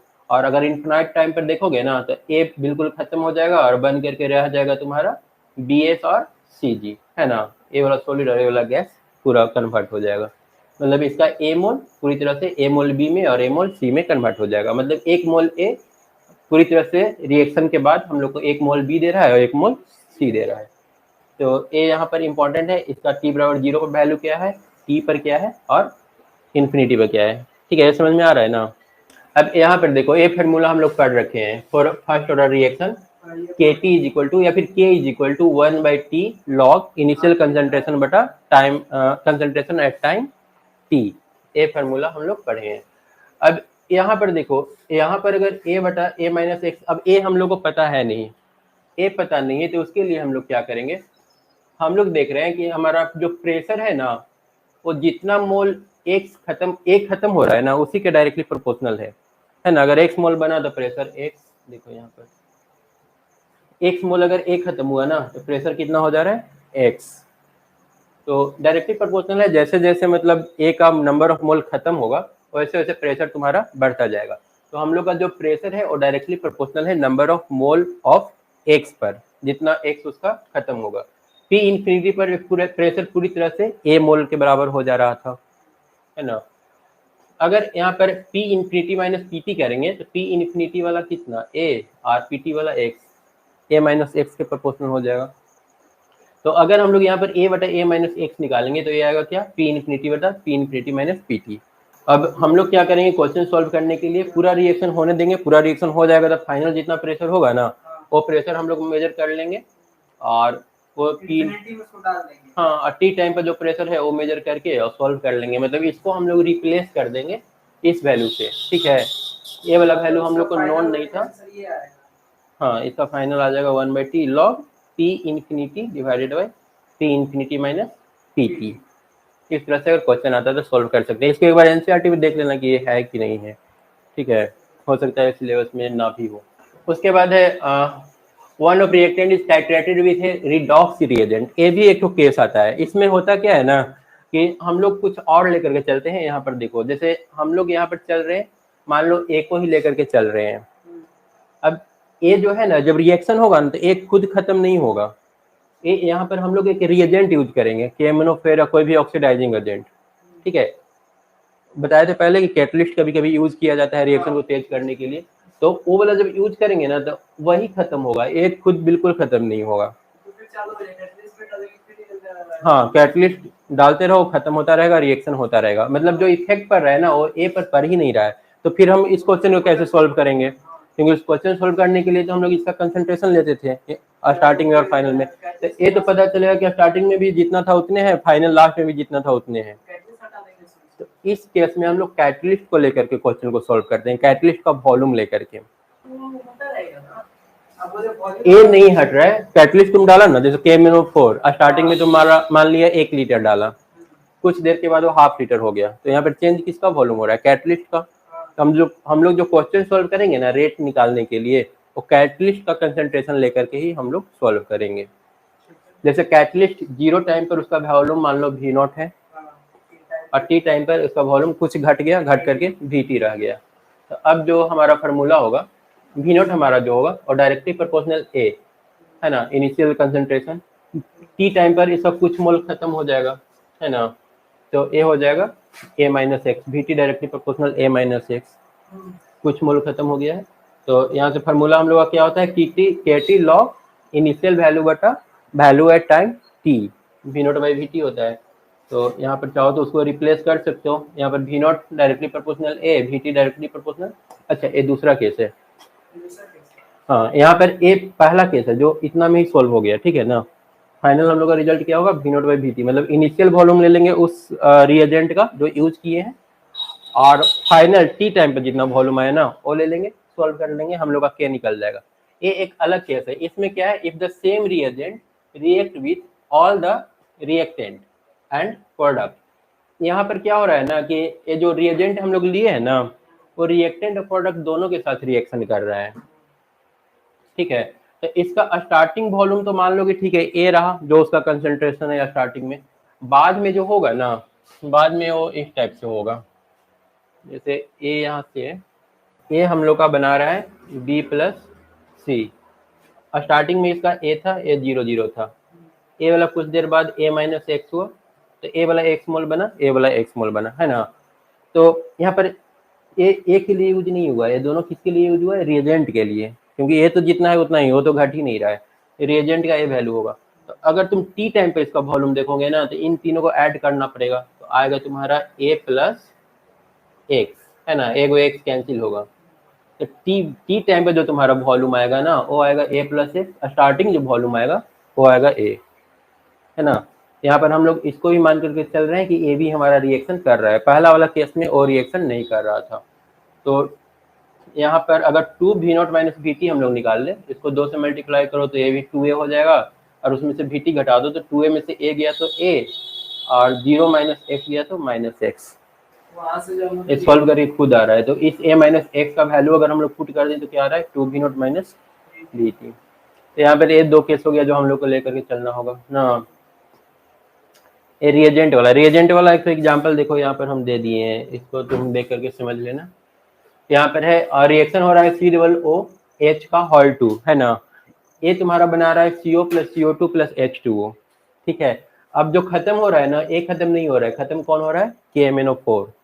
KMnO4 का इनिशियल वॉल्यूम T बराबर 0 पर 22, 300 T बराबर 300 मिनट पर 17, 15, 13 इस तरह से घट रहा है। तो यहाँ पर देखो K का वैल्यू निकाला है इतना बाई T, और यहाँ पर इनिशियल वैल्यू बटा फाइनल वैल्यू, इनिशियल वैल्यू 22 बटा फाइनल वैल्यू 17, ठीक है। 3 केस में लेकर के बनाया है। अब K का वैल्यू अगर सेम आ रहा है ना, तो उससे हम लोग को ये पता चलता है कि फर्स्ट ऑर्डर रिएक्शन का एग्जाम्पल है। तो यहाँ पर पूछा था कि बताओ ये जो रिएक्शन हो रहा है ना किस ऑर्डर का है, मतलब उसका रेट क्या है, find the order of reaction. तो हम लोग निकाले, सब में देख रहे हैं कि सेम आ रहा है K का वैल्यू। जब K का वैल्यू सेम आता है तो होता है फर्स्ट ऑर्डर, तो हम लोग बोलेंगे कि इसका ऑर्डर 1 होगा। अब उसके बाद है practical method for determining order of reagent. पहला इसमें फर्स्ट है इनिशियल रेट डाटा मेथड, ठीक है। रेट हम लोग देख करके कैसे पता करेंगे कि किस ऑर्डर का ये रिएक्शन है। We take different set of initial concentration and measure the initial rate. हम लोग क्या करेंगे ना कि अलग अलग सेट ले लेंगे, ठीक है। कोई पहले 10 ml, फिर 20 ml, फिर 100 ml, 3-4 सेट ले लेंगे और हर केस में रिएक्शन को इंडिविजुअली होने देंगे। Then by keeping the concentration of one of the reactant constant and varying the other one, we can study the effect on the rate, ठीक है। 10, 20, 30 मतलब एक को कांस्टेंट लिए हुए, एक को बढ़ा रहे हैं 10, 20, 30 करके, और हम लोग मेजर करेंगे कि रिएक्शन होने में कितना समय लग रहा है, ठीक है। तो इससे हम लोग को पता चल जाएगा कि इसका ऑर्डर क्या है और रेट क्या है। अगर सब में रिएक्शन का रेट सेम रहा तो हम लोग बोल देंगे कि ये फर्स्ट ऑर्डर का है, ठीक है। इसमें करना क्या है, इनिशियल रेट डाटा मेथड में अलग अलग कंसंट्रेशन का कोई फॉर्मूला नहीं, ये प्रैक्टिकल है, लिखने के लिए एग्जाम में सिर्फ आएगा, इसका कोई न्यूमेरिकल नहीं होगा। इसमें अलग अलग वैल्यू 100 ml, 200 ml, 300 ml ऐसे लेकर के बस चेक कर लेना है कि रेट पर कोई फर्क पड़ रहा है कि नहीं पड़ रहा है। अगर कोई फर्क नहीं पड़ रहा है, सब रेट सब में सेम रह रहा है, इसका मतलब फर्स्ट ऑर्डर है। उसके बाद एक लॉगरिथमिक डाटा मेथड है। लॉगरिथमिक डाटा मेथड में क्या करना रहता है, एक रेट का लॉग लेना रहता है और कंसंट्रेशन का लॉग लेना रहता है। कंसंट्रेशन हम लोग अलग अलग लेंगे और हर केस में रेट निकाल लेंगे, है ना। यहाँ पर रेट निकालने का फॉर्मूला दे रखा है log k, log r is equal to log k plus n log a. For any order we in it fractional or integral, if we plot log vs log मतलब log rate vs log concentration graph, it will always be a straight line for the reaction of the type। यहाँ पर देखो ये हम लोग का formula है log r is equal to log k plus n log a। हम लोग क्या करेंगे ना कि रिएक्शन करवा करके एक ग्राफ बना लेंगे log रेट का और एक log कंसंट्रेशन का। तो यहाँ पर जो इसका स्लोप आएगा ना, फाइनल ग्राफ का स्लोप निकाल लेंगे, वो स्लोप ही हम लोग को ऑर्डर देगा कि किस ऑर्डर का रिएक्शन है ना। log के ए वाला है ऑर्डर तुम्हारा n log a। y is equal to mx plus c, एक कांस्टेंट का काम कर रहा है और ये स्लोप का काम कर रहा है n, और वही n तुम्हारा ऑर्डर है। ऐसे करके भी दूसरा मेथड हम लोग पता कर सकते हैं। ये लॉगरिथमिक डाटा मेथड हो गया। उसके बाद है half life method. If we take various concentration of reactant and measure half life for all of them, सबका हाफ लाइफ मेजर कर लेंगे, then we can find out the order of the reaction. जो सबका half life निकालने के बाद, ठीक है ना, इसको इसके साथ कंपेयर कर लेंगे, उसका जितना कंसंट्रेशन लिए हो ना उसका पावर 1 माइनस n, है ना। टी हाफ का तो वैल्यू हम लोग को नोन रहेगा, कंसंट्रेशन हम लोग को पता रहेगा, n निकाल लेंगे तो हम लोग को उसका ऑर्डर मिल जाएगा। तो एक तीसरा मेथड हुआ, 5 मेथड है। चौथा मेथड है बाय इंटीग्रेटेड रेट इक्वेशन। इस फार्मूला से हम लोग ऑर्डर निकाल सकते हैं। यहाँ पर रेट टाइम दिया हुआ है, कंसंट्रेशन दिया है, 0 टाइम पर कंसंट्रेशन है T1, T2, T3 पर, इस तरह से सबका कंसंट्रेशन है। If we assume that it can be of first order, then we will calculate the value of k at minimum 3 data. 3 तो डाटा लेकर के हम लोग k का वैल्यू निकाल लेंगे। अगर फर्स्ट ऑर्डर का होगा ना तो k सब में सेम आ जाएगा।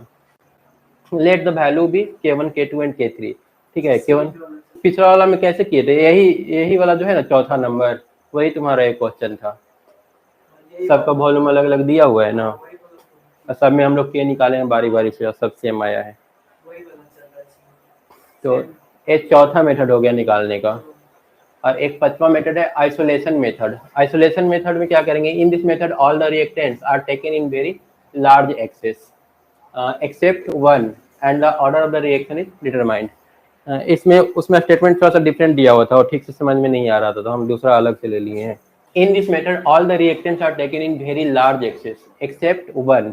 सब कुछ जैसे 2 3 अगर मान लो कि रिएक्टेंट है A plus B plus C मिला करके D plus E plus F बना रहा है, A plus B plus C और बना रहा है D या D प्लस E। तो इसमें हम लोग क्या करेंगे ना कि ये दोनों बहुत ज्यादा लेंगे और ए वाला क्या कर लेंगे, बहुत कम ले लेंगे। ठीक है, large excess except one and the order of the reactant is determined. एक को कम लेकर के बाकी सब क्या ले लेंगे, बहुत ज्यादा ले लेंगे। The concentration of the substance taken in excess are considered to be constant. ठीक है ना, इसका जो मात्रा है ना वो कांस्टेंट रखेंगे, दोनों 1 लीटर, चलो 1 लीटर फिक्स हो गया। The sum of the order obtain by the process of isolation of the each reactant is the order of the reaction. तो यहाँ पर the sum of the orders, सारे के ऑर्डर्स का जो सम होगा ऑब्टेन बाय द प्रोसेस। ठीक है, सारे का जो ऑर्डर होगा उसका सम जो हम लोग निकालेंगे वही इसका ऑर्डर डिसाइड करेगा। द मेथड में भी इलस्ट्रेटेड, यहाँ पर एक एग्जांपल दिया है, इससे ज्यादा अच्छा समझ में आएगा। When silver acetate is taken in large access, यहाँ पर एक रिएक्शन करवाया जा रहा है किसके किसके बीच, सोडियम फॉर्मेट और सिल्वर एसीटेट के बीच में। ठीक है, अब यहाँ पर क्या लिया गया है ज्यादा, silver acetate is taken large excess, silver acetate को ज्यादा लिया गया है। Then the reaction is of first order, तब रिएक्शन क्या आ रहा है, फर्स्ट ऑर्डर आ रहा है। मतलब इसको लेकर के जब हम लोग रिएक्शन करवा रहे हैं ना बहुत ज्यादा, ये बहुत ज्यादा ले लिए, या दूसर का जो तुम्हारा सिल्वर एसीटेट है, सिल्वर एसीटेट ज्यादा ले लिया और इसको बहुत कम ले लिए। ठीक है ना, तो हमारा जो रिएक्शन है वो पूरी तरह से इस पर डिपेंड करेगा। तो इस पर अगर डिपेंड कर रहा है तो हमारा ए क्या हो गया, फर्स्ट ऑर्डर। उसके बाद क्या करो ना कि इसको ज्यादा ले लो, ए एक्सेस ले लो, और इसको कम ले लो। अब फिर से एक बार चेक करो, फिर से अगर फर्स्ट ऑर्डर आ गया, फिर से लग रहा है कि रिएक्शन उसी रेट से हो रहा है, तो फिर से first order, the reaction is of second order, the reaction is of, A बोल रहा है कि अगर when sodium formate is taken in excess, ठीक है, एक्सेस लेने के बाद मतलब दूसरा वाला भी जो तुम एक्सेस ले रहे हो, तो अगर वो फर्स्ट ऑर्डर आया तो ओवरऑल रिएक्शन तुम्हारा सेकंड ऑर्डर का हो गया। लेकिन अगर ये सेकंड ऑर्डर का आ रहा है तो ओवरऑल रिएक्शन थर्ड ऑर्डर का हो गया, क्योंकि एक तो पहले से ही आ गया है, एक यहाँ से पता चला था ऑर्डर, और अगर ये एक है तो ओवरऑल 2, और अगर ये 2 है तो ओवरऑल 3। इस तरह से हम लोग पता कर लेते हैं क्या उसका रेट होगा। देखो इसमें क्या है पढ़ना, molecularity and mechanism. Mechanism reaction का क्या होता है, मोलिकुलरिटी क्या होगा वो हम लोग को जानना है। कोई भी रिएक्शन को कंप्लीट होने के लिए जितने नंबर ऑफ स्पीशीज कोलाइड करेंगे, एटम हो या फिर आयन हो या फिर मोलिक्यूल, उसको हम लोग क्या बोलेंगे, मोलिकुलरिटी बोलेंगे।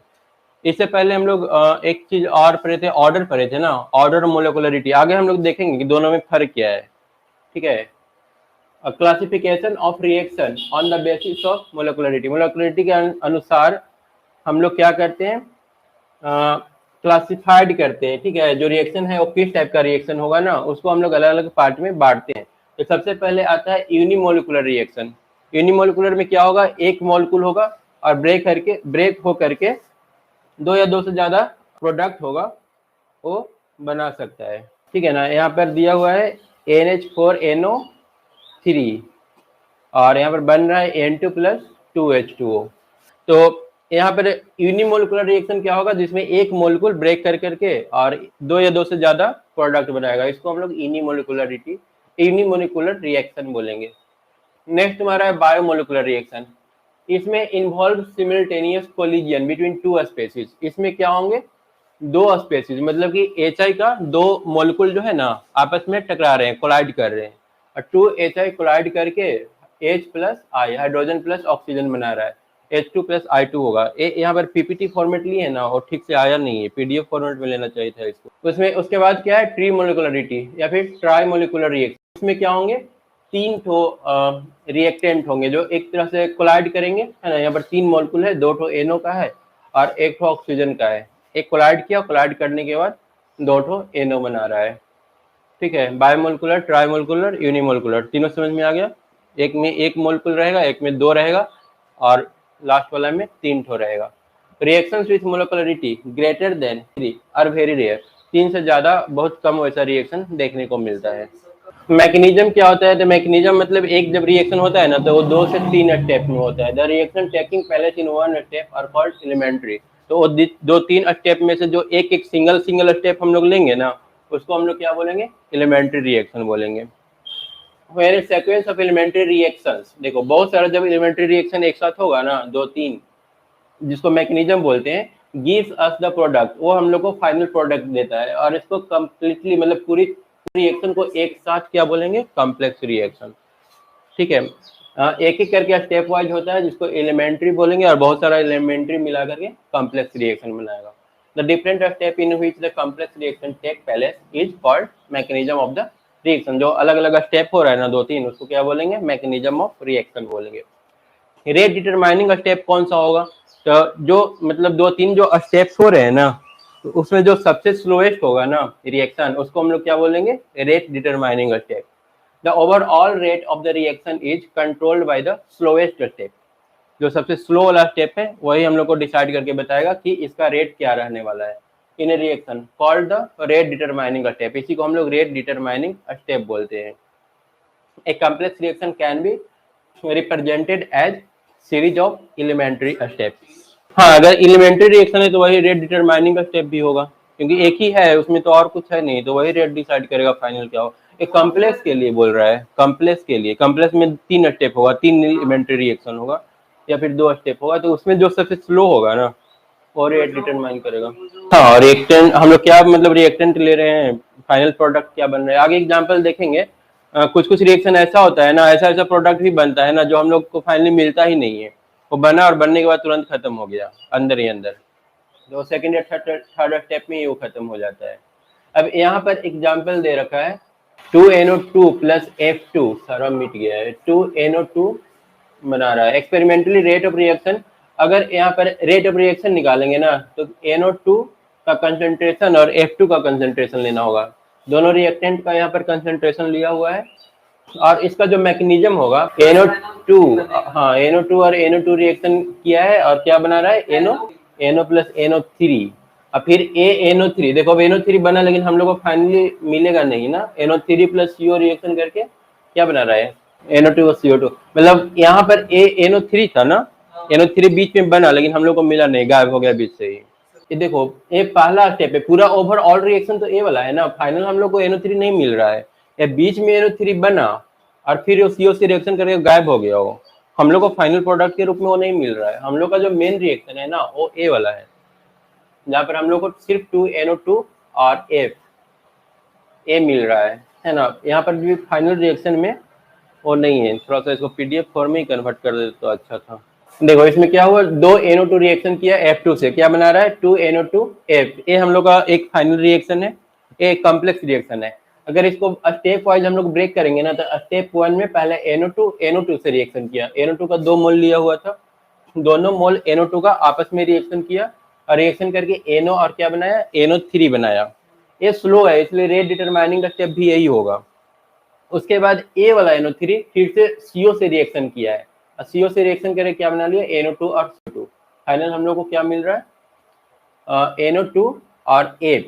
वही तो, एक तो और रिएक्शन होना चाहिए ना, NO2 plus F2 final react करेगा और 2NO2F बनाएगा। स्टेप थर्ड इसमें नहीं दिया, एक स्टेप और होगा, NO2F2 से रिएक्शन करेगा, 2NO2F बनाएगा।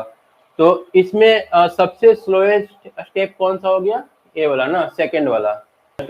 तो यही हम लोग को डिसाइड करके बताएगा कि ए वाला जो रिएक्शन है ना ऊपर में जो हो रहा है, वो हम लोग का किस तरह का रिएक्शन होगा, यूनिमोलिकुलर होगा, बाइमोलिकुलर होगा, या फिर ट्रीमोलिकुलर होगा। तो सबसे स्लो ये था, और इसमें 2 मोलिकुल आपस में कोलाइड करके और इस रिएक्शन को कंप्लीट कर रहे हैं, तो इसका नाम क्या देंगे, बाइमोलिकुलर रिएक्शन। ठीक है, reaction intermediate, there are some species which are formed during the course of the reaction but do not appear in the overall reaction। बोल रहा है कि यहाँ पर कुछ कुछ प्रोडक्ट है ना ऐसा बना है जो मतलब रिएक्शन में था, मतलब बना था, बट फाइनली हम लोग को मिल नहीं रहा है, NO3 वो गायब हो गया। They are called reaction intermediates. इसको क्या बोलेंगे, रिएक्शन इंटरमीडिएट।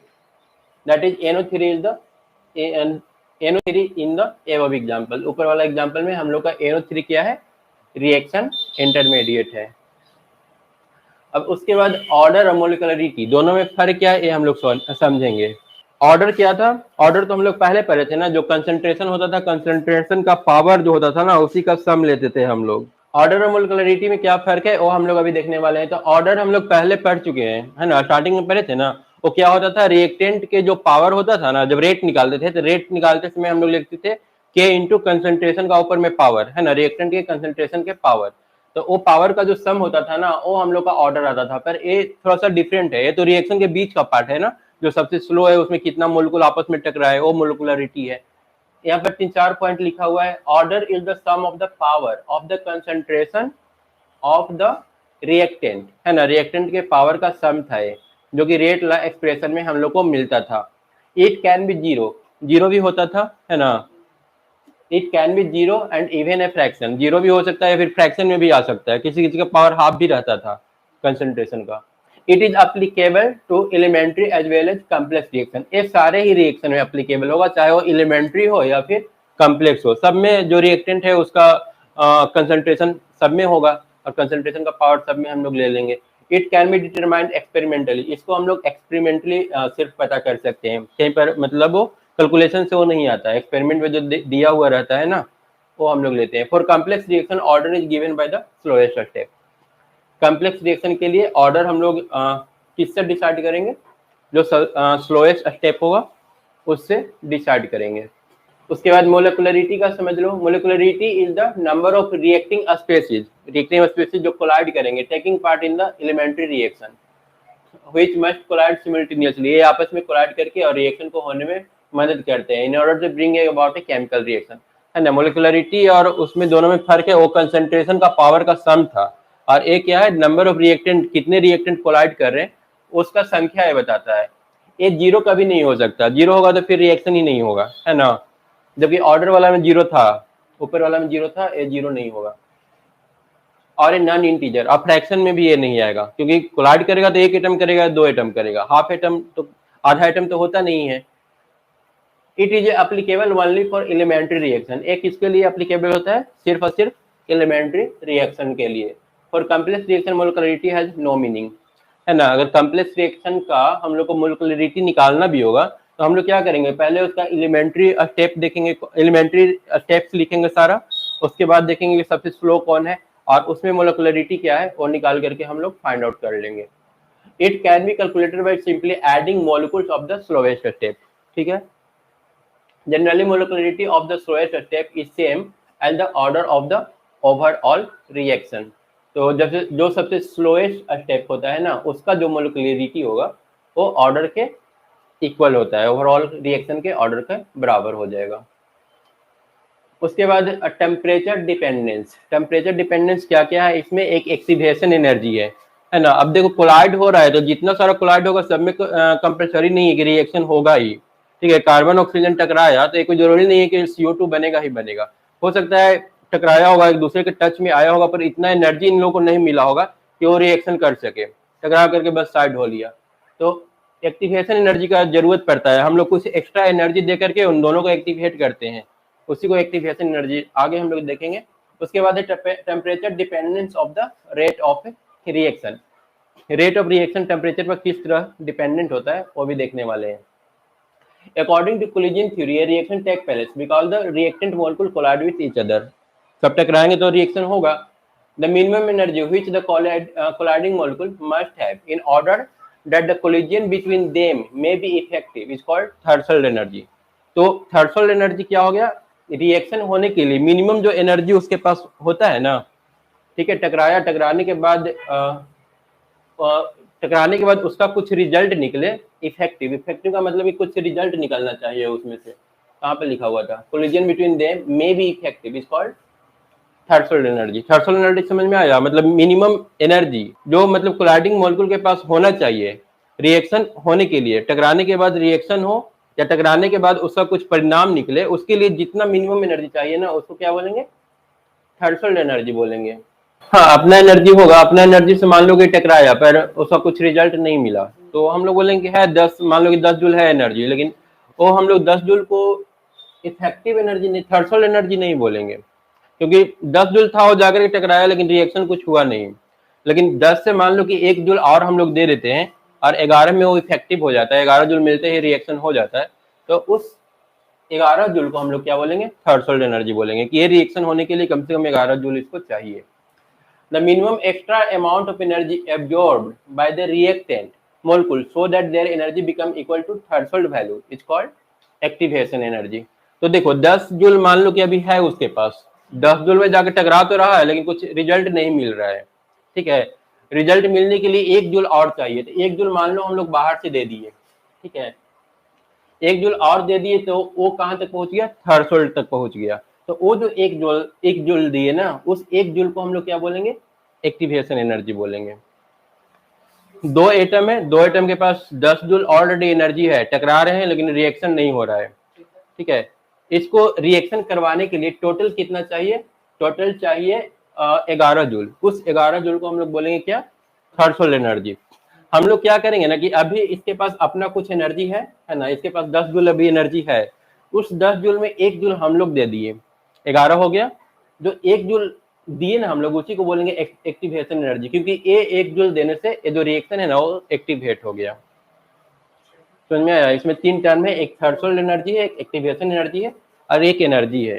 तो एनर्जी उसके पास पहले से होगा, एक्टिवेशन एनर्जी थोड़ा सा हम लोग दे देंगे ताकि जो इसका कोलिजन है वो सक्सेसफुल हो, और दोनों को मिला करके क्या कहेंगे उसको थर्सोल्ड एनर्जी। मतलब थर्सोल्ड एनर्जी मिलते ही वो क्या हो जाएगा, रिएक्शन हो जाएगा, है ना, जो कोलिजन हो रहा है ना वो इफेक्टिव हो जाएगा। अब यहाँ पर एक्सोथर्मिक रिएक्शन का दिखा रहा है, ठीक है ना। एक्सोथर्मिक मतलब हम लोग हीट देंगे, हीट देने के बाद वो रिएक्शन होगा। तो यहाँ पर रिएक्टेंट A+B है, इसके पास अपना कुछ एनर्जी है पहले से, है ना, लेकिन इसका रिएक्शन अभी मतलब यूजफुल नहीं है।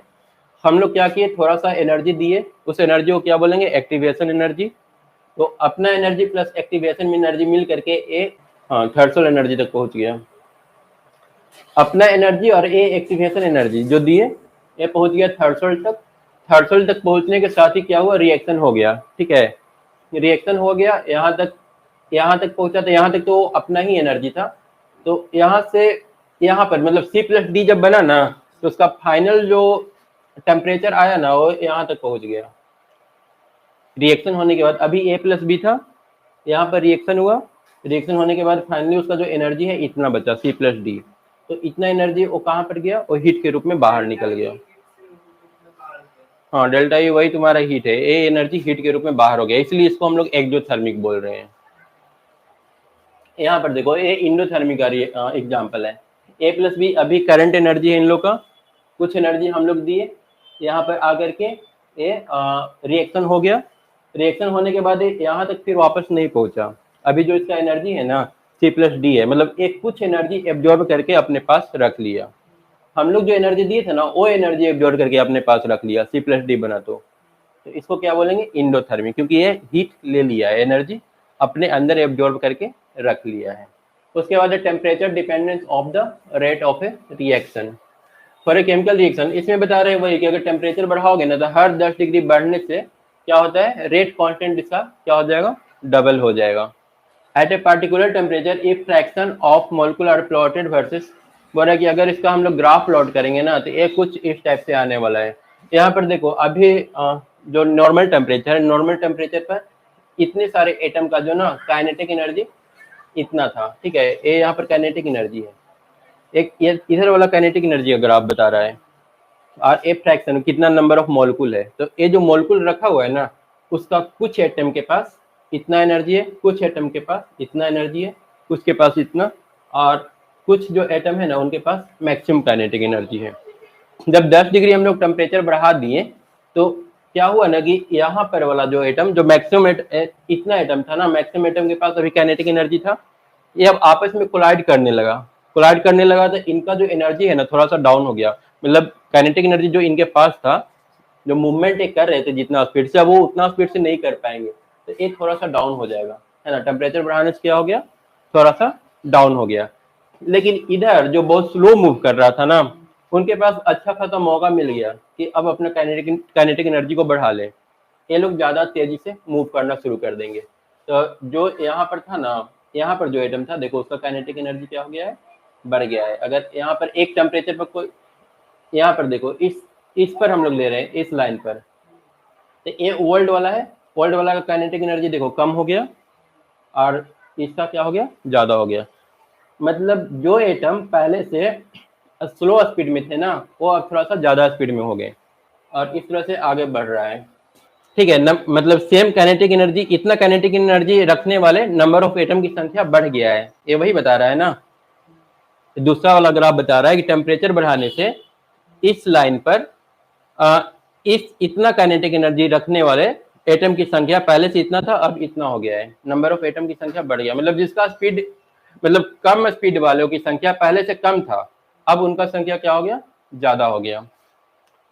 This area show fraction of additional molecule which react eight T+10। तो इतना सारा जो मोलिक्यूल है ना, अब एक्स्ट्रा है, जो टेम्परेचर बढ़ने की वजह से अब रिएक्ट करना, क्योंकि इतने सारे एक्स्ट्रा एटम को एनर्जी मिल गया है ज्यादा, तो ये इतना जो है ना एक्स्ट्रा मतलब रिएक्शन करेगा, इसलिए रेट ऑफ रिएक्शन क्या हो जाता है, डबल हो जाता है। हर 10 डिग्री पर रेट ऑफ रिएक्शन डबल हो जाएगा।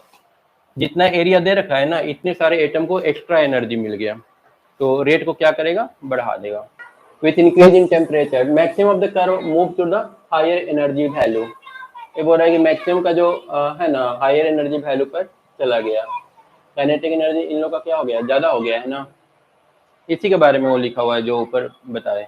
The curve speed to the right, speed थोड़ा सा राइट साइड में बढ़ गया है, कर्व आगे और मूव कर गया है। Area under the curve remains constant since total probability must be 1। The area showing the fraction, temperature 10 degree बढ़ा दिए, 10 डिग्री बढ़ाने से बोल रहा है ना कि जो एक्स्ट्रा एरिया मिल रहा है ना, the area showing the fraction of molecules having energy equal to और greater than activation energy get double.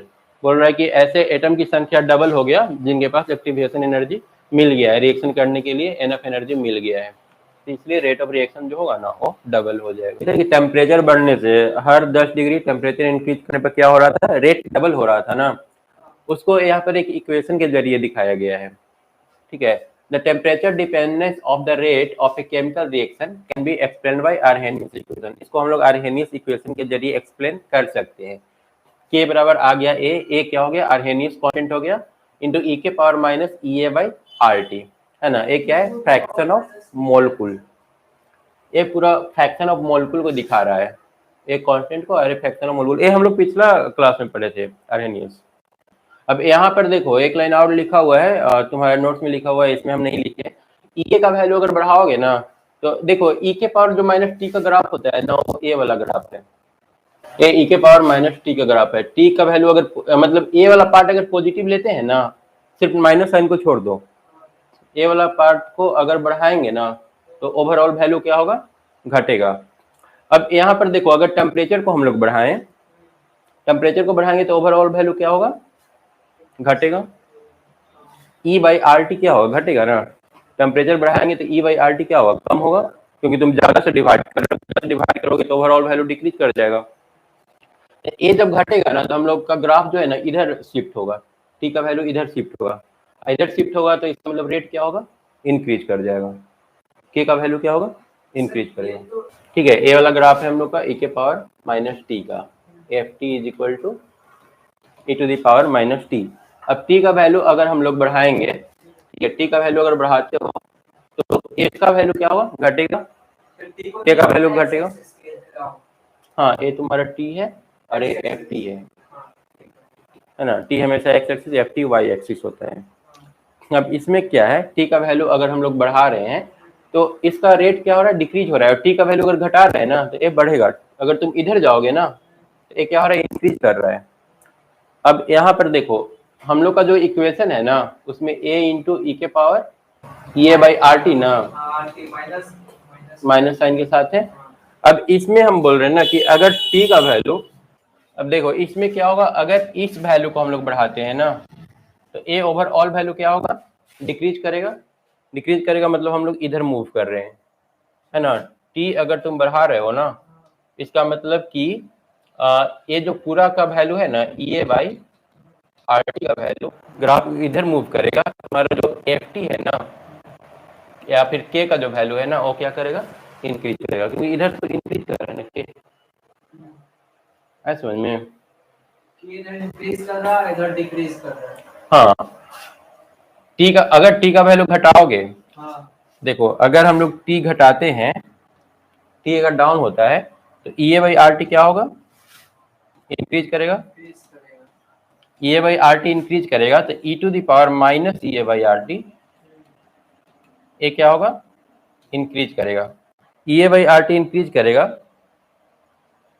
Increase करेगा मतलब इधर जाएगा, है ना। इंक्रीज तो E A by R T इधर होगा ना, हाँ इंक्रीज करेगा, इंक्रीज करेगा तो ए क्या होगा, डिक्रीज होगा। ठीक है, डिक्रीज होगा, के का वैल्यू क्या हो जाएगा, डिक्रीज। मतलब कि अगर टेम्परेचर घटाओगे ना तो के भी घटेगा, टेम्परेचर बढ़ाओगे तो के बढ़ेगा, है ना। तो ये इक्वेशन भी उस चीज को शो कर रहा है। इसके अलावा एक्टिवेशन एनर्जी के रूप में भी देख सकते हो, अगर एक्टिवेशन एनर्जी बढ़ाएंगे तो ये वाला पूरा बढ़ेगा और ये वाला पूरा बढ़ेगा तो ये वाला क्या होगा, घटेगा। तो इस तरह से हम लोग पता कर सकते हैं, ये चीज लिखा हुआ है नोट्स में, ठीक है ना, कि ई के घटने बढ़ने से क्या असर पड़ेगा और टी के घटने बढ़ने से रेट पर क्या असर पड़ेगा। अब यहाँ पर क्या किया है, सिंपल दोनों तरफ लॉग ले लिया है, ठीक है ना। यहाँ पर लॉग ले लिए, लॉग लेने के बाद द प्लॉट ऑफ के भी I T gives a straight line with slope. इसको अगर इसका ग्राफ अगर हम लोग ड्रॉ करेंगे ना तो ये क्या हो जाएगा, minus E A by r क्या हो जाएगा, स्लोप हो जाएगा। और 1/t को लिखा है द प्लॉट ऑफ लॉग के वर्सेस 1/t। एक लॉग के ले रहे हो और एक 1/t ले रहे हो, तो ये एम की तरह काम करेगा, स्लोप की तरह। माइनस ई बाई आर उसका स्लोप हो जाएगा और लॉग ए उसका क्या हो जाएगा, एक कांस्टेंट हो जाएगा। अगर T1 टेम्परेचर के लिए काउंट करें तो यहाँ पर मान लो कि रेट उस समय K1 होगा, तो लॉग K1 बराबर E A by R T one plus log A. ये तो ऊपर से ही आया है, बस यहाँ पर टी की जगह पर T1 पुट करेंगे तो K चेंज होगा, K1 हो जाएगा। और अगर T2 टाइम पर हम लोग लेना चाहेंगे ना तो K चेंज होकर क्या हो जाएगा, K2 हो जाएगा। अब इन दोनों का डिफरेंस ले लो, since A is constant for a given reaction, log A constant है, K1 and K2 are the value of constant temperature, T1 and T2। K1 और K2 क्या हो गया, अलग अलग टेम्परेचर पर रेट का वैल्यू हो गया। तो इन दोनों का अगर हम लोग डिफरेंस लेते हैं ना तो E A by R T one minus E A by R T two, इतना माइनस इतना और ये वाला कैंसिल हो जाएगा ना। तो यहाँ से आ रहा है log K2 by K1, difference को हम लोग डिवाइड के रूप में लिख सकते हैं ना, K2 by K1 is equal to e A by r और 1/T1 minus 1/T2, e A by r common ले लिया तो log K2 by K1 is equal to इतना। ये फाइनल हम लोग का डेरिवेशन आया, है ना। इसमें टेम्परेचर अगर T1 T2 दिया रहेगा और K1 एक तो रेट दिया रहेगा तो दूसरा रेट हम लोग निकाल सकते हैं। उसके बाद है इफेक्ट ऑफ कैटलिस्ट। कैटलिस्ट का काम क्या होता है, रिएक्शन में इन्वॉल्व होकर के, मतलब दो रिएक्टेंट है ना उसमें वो इंटर कर जाता है, इंटर करके बीच वाला पोर्शन और मतलब एक्टिवेट करने का काम करता है, जो रिएक्शन है ना उसको तेज करने का काम करता है। जैसे यहाँ पर देखो ए बी सी तीन तो रिएक्टेंट है ना, तो जहां पर सी ए और बी रिएक्टेंट है, सी तुम्हारा क्या है, कैटलिस्ट है।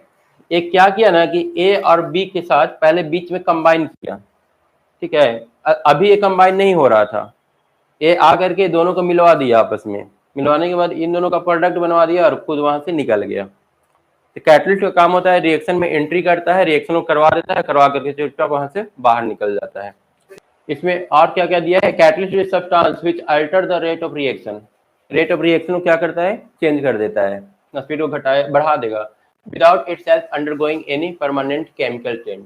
इसमें कोई परमानेंट इसमें कोई चेंज नहीं होगा, ये जैसे था वैसे ही रहेगा, पर इसके रेट को चेंज कर देगा। यहाँ पर KClO3 रिएक्शन कर रहा है AMNO2 के उपस्थिति में, प्रेजेंस में KCl बन रहा है, 3O2 बन रहा है, ठीक है। और एक्शन ऑफ द कैटलिस्ट काम कैसे करता है, according to intermediate complex theory, reactant first combine, पहले कैटलिस्ट के साथ कंबाइन होगा, ठीक है, और इंटरमीडिएट कॉम्प्लेक्स बनाता है, उसके बाद डिकम्पोज हो जाएगा, डिकम्पोज होने के बाद फाइनली एक प्रोडक्ट, और बाद में प्रोडक्ट बनाने के बाद खुद बाहर निकल जाएगा। कैटलिस्ट का क्या असर पड़ता है, तो देखो अभी ये जो रिएक्शन है ना, इतना एनर्जी, एक्टिवेशन एनर्जी अभी इतना दूर है ना, यहाँ से मान लो कि इनिशियल एनर्जी इतना है, अभी ये रिएक्शन नहीं कर रहा है, ठीक है।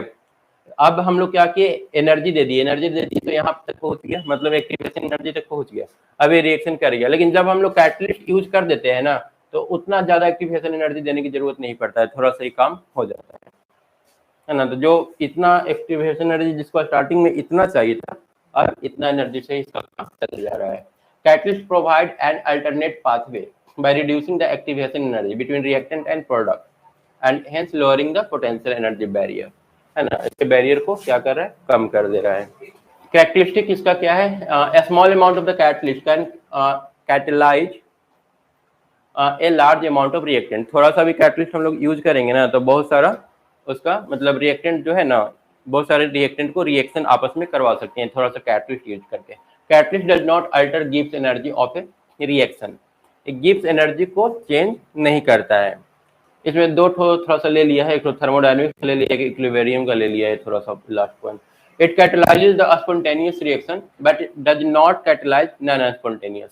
ये क्या करता है, जो स्पॉन्टेनियस रिएक्शन है उसको तेज कर देता है, लेकिन अगर कोई नॉन स्पॉन्टेनियस रिएक्शन है ना तो उस पर कोई इफेक्ट नहीं करेगा। तो डाल दोगे ना तो वहां पर एक्शन एक्टिव हो जाता है। A catalyst does not change the equilibrium constant, equilibrium chapter का चीज है ऑफ रिएक्शन, तो इसमें बस इतना करता है। It help it in attaining the equilibrium faster. Equilibrium होता है कि दो रिएक्टेंट आपस में रिएक्शन करने के बाद फाइनली प्रोडक्ट बना दिया, अब रिएक्शन अब आगे नहीं होगा।